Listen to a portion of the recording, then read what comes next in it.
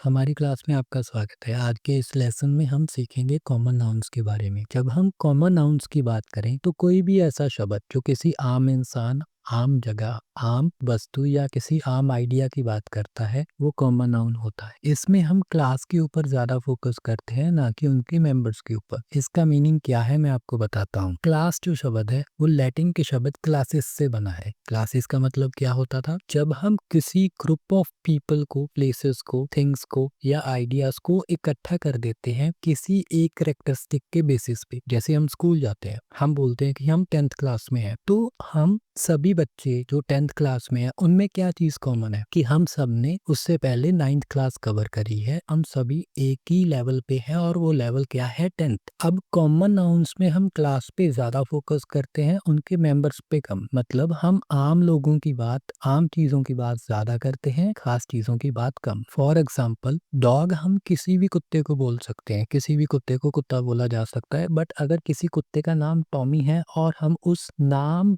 को लेके उसे बुलाते हैं तो वो क्या हो जाएगा? वो प्रॉपर नाउन हो जाएगा। Dog is a common noun, Tommy is a proper noun. That is the difference between these two. अब इनकी कैटेगरीज को देख लेते हैं कि इसमें कौन कौन सी कैटेगरीज आ जाती हैं। कैसे? People, places, things, animals, natural elements. Natural elements का मतलब क्या होता है? ऐसी चीजें जो हमें प्रकृति की तरफ से मिलती हैं, नेचर की तरफ से मिलती है। पीपल में आ जाते हैं teacher, doctor, student, child, worker. Places में city, park, school, hospital, beach. Things में book, table, computer, car, pencil. Animals में dog, cat, bird, fish, elephant. Natural elements में mountain, river, tree, flower, stone. तो ये सारे हमारे कॉमन नाउन्स हो गए। इसमें हम किसी चीज का नाम नहीं ले रहे, कोई खास चीज के बारे में नहीं बात कर रहे। तो ये सारी चीजें क्या है? आम है। और कॉमन का मतलब क्या होता है? आम। तो ये सारे हमारे कॉमन नाउन्स हो गए, आम नाउन हो गए। अब हम देखते हैं कॉमन नाउन्स की कैरेक्टरिस्टिक्स। कैरेक्टरिस्टिक्स का मतलब क्या होता है कि उनकी क्या खासियत है। सबसे पहले कैपिटलाइजेशन। जो हमारे कॉमन नाउन्स हैं वो हमेशा लोअर केस में, छोटे अक्षरों में लिखे जाते हैं, अनलेस वो सेंटेंस की स्टार्टिंग में यूज किए जाए। क्योंकि सेंटेंस की स्टार्टिंग में कोई भी वर्ड दिखा हो वो अपर केस के साथ ही शुरू होता है। फॉर एग्जाम्पल,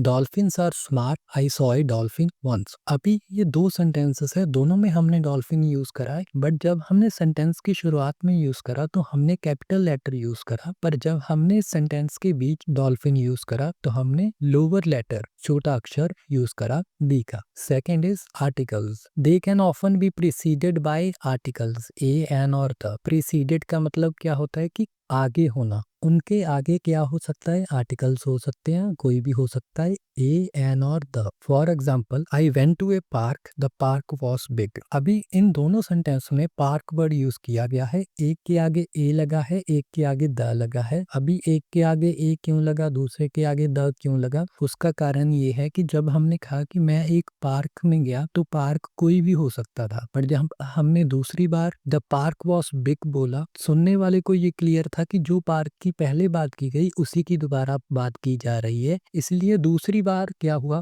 कि वो जो पार्क था वो एक खास स्पेसिफिक पार्क हो गया। इसके बारे में डिटेल में हम बाद में बात करेंगे आर्टिकल्स में। फिलहाल इतना समझो कि कॉमन नाउन्स के आगे ए, एन या द कुछ भी लग सकता है। The third point is accountability. Common nouns countable भी हो सकते हैं, अनकाउंटेबल भी हो सकते हैं। मतलब कुछ ऐसे हो सकते हैं जो गिने जा सकते हैं, कुछ ऐसे हो सकते हैं जो नहीं गिने जा सकते। जैसे water is uncountable, glass is countable. पानी को हम गिन नहीं सकते, बट ग्लास जिसके अंदर पानी डाला जाता है उसे हम गिन सकते हैं कि एक ग्लास है, दो ग्लास है या तीन ग्लास है। Lastly plural form. ये जो हमारे कॉमन नाउन्स हैं उनमें ज्यादातर ऐसे होते हैं जिनके पीछे अगर हम एस या ई एस लगा दें तो वो प्लूरल फॉर्म में कन्वर्ट किए जा सकते हैं। जैसे डॉल्फिन्स, पार्क्स, ग्लासेस। तो ये सारे क्या हुए हमारे प्लूरल फॉर्म्स ऑफ हमारे सिंगुलर जो कॉमन नाउन्स थे। इसमें ग्लासेस के दो मीनिंग हो सकते हैं। एक तो हो गया जो ग्लास हमने पहले देखा, वो एक से ज्यादा हो तो वो ग्लासेस हो जाते हैं। एक जो चश्मे हमारे होते हैं उनको भी हम ग्लासेस बोल सकते हैं। तो दोनों का मीनिंग डिफरेंट है बट वर्ड सेम है। अब इनको हम सेंटेंसेस में कैसे यूज करेंगे? सबसे पहले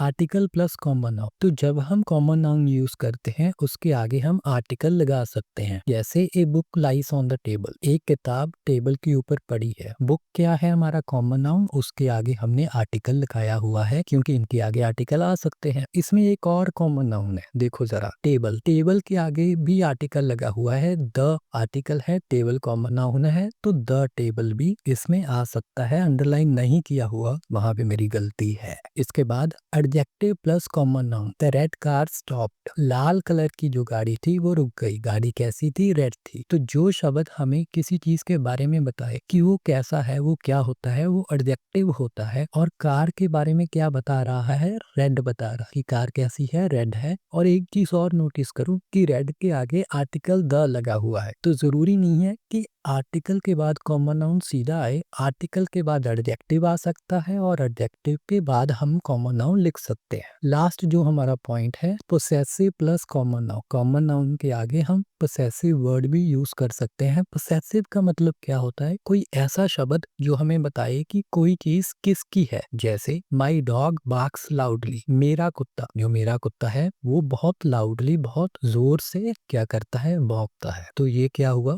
हमारा पूरा सेंटेंस, और इसमें पोसेसिव माई था और डॉग कॉमन नाउन। तो ये था हमारा आज का लेसन। पूरा कोर्स देखने के लिए इस लिंक के ऊपर क्लिक कर दो और चैनल को सब्सक्राइब कर दो। Thank you.